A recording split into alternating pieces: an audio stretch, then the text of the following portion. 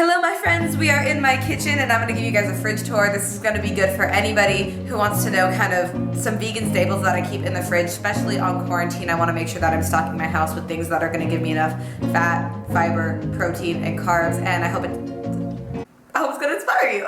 Okay, so Buddy just decorated the whole fridge, so we're going to start on this side. Some of this stuff isn't mine, it's my family, so anything that's not vegan is theirs, but I'm kind of going to try and put the energy towards the things that are mine and tell you how I use them in my day-to-day life, because I believe that being healthy is about balance between some of the more processed foods and some of the foods that make you feel wholesome and swell. So, soy milk, vanilla soy milk. I don't usually use soy milk. I prefer a non-dairy almond milk or a cashew milk or an oat milk, but it's really important that you make sure it's unsweetened and then sweeten it yourself so you're not getting a lot of sugar per serving. This is a really awesome creamer to put in your coffee, and I just uploaded a video today, but you'll be seeing it this video a couple days from now. This is a creamer that has like a vanilla essence, and if you add something like a stevia or maybe a maple syrup, then you're really getting a better quality sugar and a quality sweetener to put in your coffee.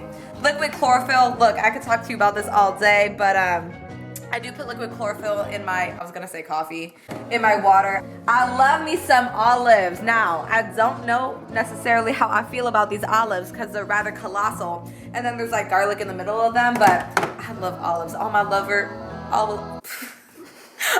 olive lover fans out there, let me know down below if you feel me. Okay, one thing I will say right here though, is if you're looking for a jelly, a lot of jellies have a lot of sugar in them, and I like this one because they don't actually use sugar, but they do use white grape juice concentrate, which does have a lot of fructose in it, which is sugar as well, but you're not getting all of the cane sugar, and it is a little bit more of a natural jelly, so this could be a good alternative. And this is from Trader Joe's. So liquid aminos. Now this is a lower sodium basically replacement for soy sauce, and you can also use it for stir fry, sushi, whatever, and it's absolutely amazing. I love it so much. I'm gonna bring you guys to my vegan drawer. Look, everything's looking a little crazy in here right now, but let me just give you the lowdown. Some vegan meat, like some vegan deli slices, and the reason why I like these vegan meats is because it allows me to get in enough protein. Now, before all y'all come at me with your protein comments, let me say this.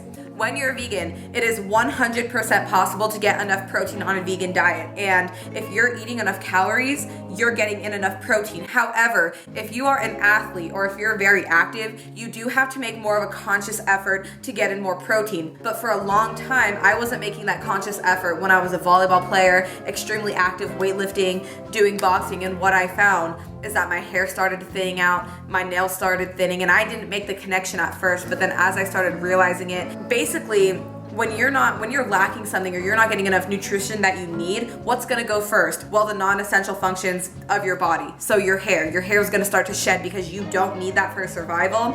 And I can get into that in another video as well, all about my hair loss story, but it was at that point that I started making a conscious effort to incorporate more protein into my diet. I got a lot of almonds in here. You guys, I do not eat almonds, and if anybody touches my almonds, I'm gonna come after them and their firstborn. I use cashews for making my own homemade almond milk because I'm a snob, and when it comes to my coffee, I like to use my own homemade almond milk, which is fine, but it is more expensive than buying it from the store. I get them not roasted and not salted so that you can control how much salt goes into it if you want them salted. Also have some vegan cheese in here. I know I'm talking about keeping things close to the earth, but I found this in the ground. It grew from a tree, a vegan cheese tree. So don't come at me, okay? I'm doing my best. Avocado, love avocado.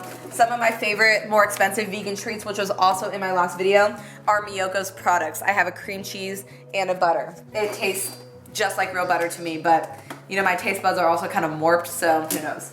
Have some salsas. My family loves this salsa. I tend to go for local salsas or pico de gallos, but really whatever salsa floats your boat. Just make sure it doesn't have all those weird, nasty preservatives, you know? Again, it's really important to look at the ingredients on the back and see how much sugar is in it, or if there's a lot of preservatives in it, and kind of make a conscious decision based on what your goals are. So I really think reading labels and reading ingredients can be very beneficial to you if you know what you're doing and looking out for. So that's what I tend to do, but again, I'm not a super snob. This is a wine that I really like. I really do enjoy wine. And so this one is actually really good from Trader Joe's. It's only like $5.99 too. This is the ketchup that I use. This ketchup what is this? This is a Trader Joe's ketchup, and I also use the organic one from Annie's. And the reason I use these as opposed to these is because there's high fructose corn syrup in a lot of your very basic standard ketchups and not in these ones. And I try to avoid high fructose corn syrup wherever I can. In fact, I don't eat it at all unless I run out of this ketchup. This one is $2.99. This one's probably one something, but I believe that in investing in your health, what you're doing is making it so that you can live a healthy and fulfilling life and probably save on medical bills down the road if you invest a little bit more into getting good quality foods now. And I truly believe that one thing you shouldn't skimp out on is your food and the quality of your food. And if you're not vegan, especially when you're talking about meats and cheeses and eggs and stuff like that, you really want to make sure they're a good quality. Just because you see like a dozen eggs for 50 cents does not mean that they're good eggs or the chickens were raised, I guess, freely or humanely. So these are my parents' favorite vegan butter. I don't think it tastes as good, so I don't tend to use it. The Miyoko's one is something I really, really like. This hummus, this just allows me to have a large amount of hummus because I love hummus. If I didn't know any better, I say that I was supposed to be Mediterranean or something. I don't know. But I love this hummus because it's big, it's quick, it's easy. I prefer to make my own homemade hummus, but when I get tired of eating that, then I'll go and buy it. And I know that this will last me a while, especially when we're on quarantine. So the only thing I don't like about this hummus is that it's made with canola oil. And for those of you who don't know, a lot of products are made with oil, and some of them are more processed than others. Some of them are a lot worse for you than others and worse for your gut. Okay, so canola oil is one of those. Canola oil, sunflower seed oil, soybean oil. These are some of the most processed oils that you can eat, and so I don't like how it has that oil in it. It's not good for your gut microbiome. If you are gonna go for an oil, avocado oil, extra virgin olive oil, or if it is something that has a canola oil or a safflower or sunflower seed oil, look for expeller pressed. And the reason for this is because the way that they extract the oil from the plant with ordinary oil, so this just says canola oil, the way that they extract the oil from the plant is through a chemical called hexane, right? So the chemical is infused with the oil. Whereas if you're getting something that's expeller pressed, they're not using a chemical. They are pressing the oil out. So often those products can be a little bit more expensive, but they're better for you in a long run because you're not getting, again, all of those nasty ingredients that you don't want in your body. Because if you know anything about gut health, you know that your gut is basically like your second brain. So it's really important to take care of your gut. Blueberries, homemade jelly. If you have some strawberries that are going bad, a quick jelly recipe is this. You're gonna put some strawberries in a pot. You're gonna add half of a lemon or a whole lemon, whatever you desire. You're gonna add some maple syrup or some coconut sugar, and you're gonna start to boil all of that. And you're gonna use an immersion blender or a regular blender or a potato masher and mush it all together. And then you're gonna add 2 to 3 tablespoons of chia seeds to soak up any excess liquid. And what the end product is homemade jelly that's great for you. You can control exactly what goes into it. A very good brand for vegan products is Primal Kitchen. Now, again, these products are expensive, but that's because I'm going out of my way. I need to show this real quick. I'm going out of my way to find products that aren't like super natural and just from the earth. Like, you ain't gonna find vegan Alfredo sauce just floating in the atmosphere, right? This is something that's made. Obviously, I think that goes without saying, but that being said, since it's one of those luxuries that I like to enjoy, Primal Kitchen is a very good brand and they have very good ingredients. They use good quality oils, coconut oils, not as much sodium, but it depends on the product. So this is a very good non-dairy Alfredo sauce, and this one's made with avocado oil. These are my mom's non-dairy yogurts, and there are a lot of non-dairy yogurts that you can eat. And I know a lot of people think that just because something's vegan or non-dairy means it's better for you. Well, that's not exactly the case. So let me tell you why.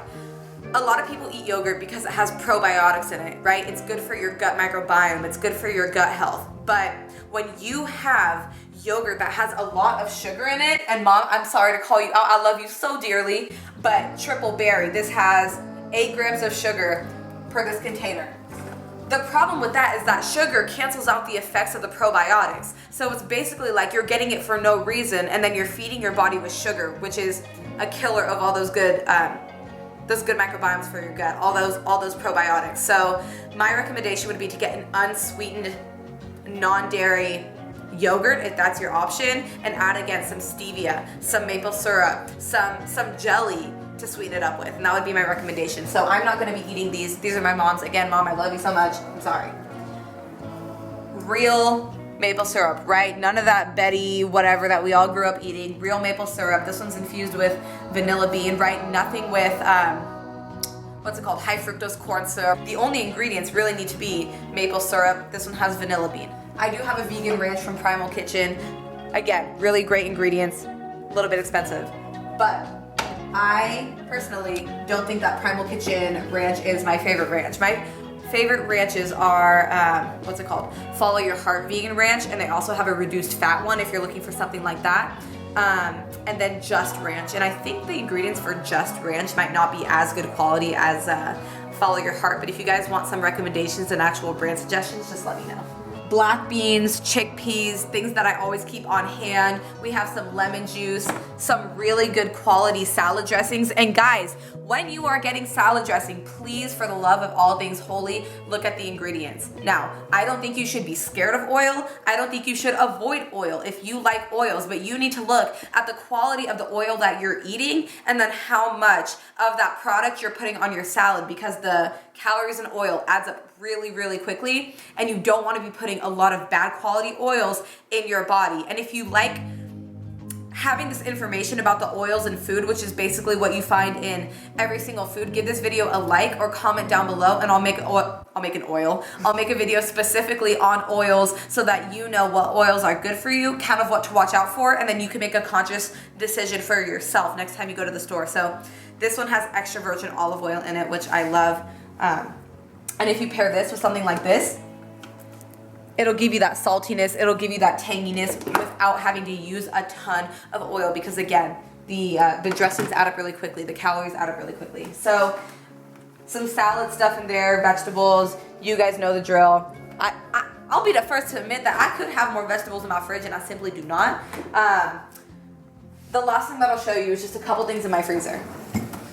A lot of these are primarily my parents' stuff, but I'll just show you some of my favorite breads, right? So the Dave's Killer bread, really great ingredients. You kind of want to, I don't want to say avoid fully, but find a bread that's a better quality for you and your health. So kind of avoiding those enriched flours that are more processed. So you'll find those in basically white bread, whole wheat bread. If you can find something with nuts, grains, seeds, sprouted even, because it's more easily digested by the body, then those are great alternatives for bread.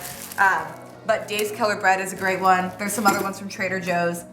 And if you guys ever have a question on something, you can head over to my Instagram and message me and ask me what my thoughts are on a certain product. Vegan tamales, great ingredients, got them from a local co-op. I'm not going to show you guys anymore just because there's a lot of things I could say. But the message I want to send to you is try and eat things that are as close to the earth as possible.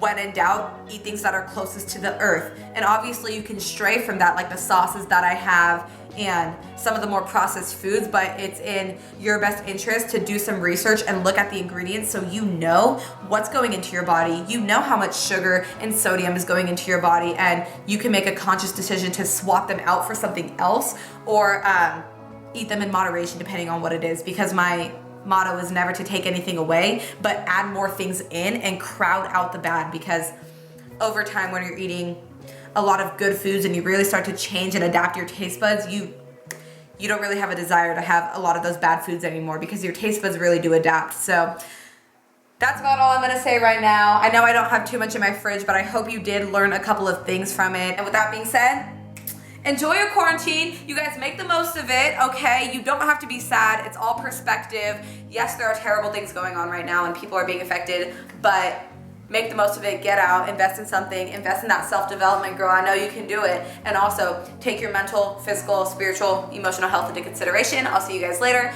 Follow me on Instagram at EdenGold_ for daily tips, tricks, motivation, inspiration, and loving your body in its raw form. All right, guys. Peace.